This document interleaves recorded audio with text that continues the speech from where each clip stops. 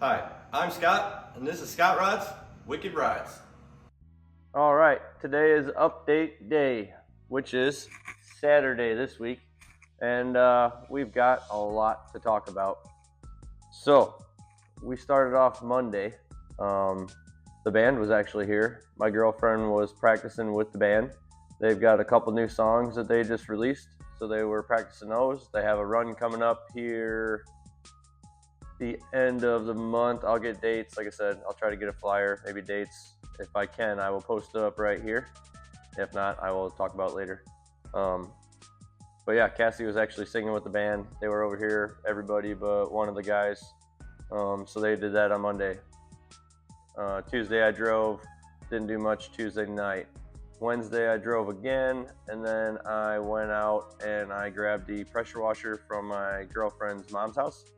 I took it out to my cousin's house, and we were going to get some work done on Sketchy. Well, there's no introduction for where we're at today, huh? Been here a couple times already. So, let's go grab Sketchy's cab, a Sketchy's frame, and get it back to the shop. Hell yeah. So what we did out there was, first he had already cut and separated the bolts for the cab, which we talked about last week. He went down to Georgia, so that's how it sat. So the cab was sitting there already on the hoist, which he's got a really neat hoist in his garage that he does a lot of frame off restorations. So he's got a setup for lifting the body off a frame. So obviously we could lift the cab off no problem. So that was definitely the place to go take it to for that. On top of all that, I wanted to clean up the underneath of Sketchy, and I wanted to undercoat it. So one of the places that we pick up trailer parts for actually has undercoating that they sell. So I grabbed a case of that. We're going to see how good that does. So Jeff was cleaning up the bottom of the cab while I was out front doing pressure washing on the frame. It was really greasy. There was a lot of grime everywhere. However, the gas-powered pressure washer that I took out there, we couldn't end up getting it fired up. Something's going on. It pulls really hard even when the spark plug was out, so I think we got an issue. He had just bought an electric one. He let me use that. Not as powerful, but still got it way cleaner than what it was. Very thankful for that. So we got another step closer to getting this frame sandblasted and painted. We talked to Brad a little bit about how much the paint's going to be. I'm not going to go crazy house of colors on the frame like I was thinking about doing. That's going to be way too much just for the frame. And for what I already have put into this, what I'm putting off because I don't have the money for it, I'm just going to stop with that. So we're going to get cheaper paint. Still not going to tell you what color it is till we get the paint chips and until we actually buy it. But that's going to be a surprise because it's not going to be black.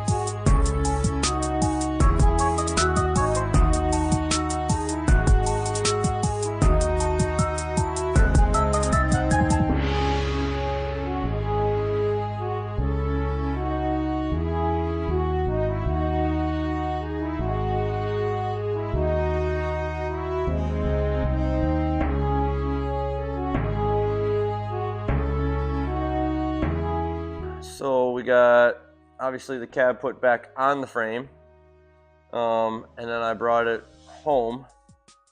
I brought it home last night, and then so today obviously Saturday, so I brought it home Friday. We let the undercoating dry a couple days. So when I got it here, I had it turned the wrong way, so I pulled it out into the road, switched it around.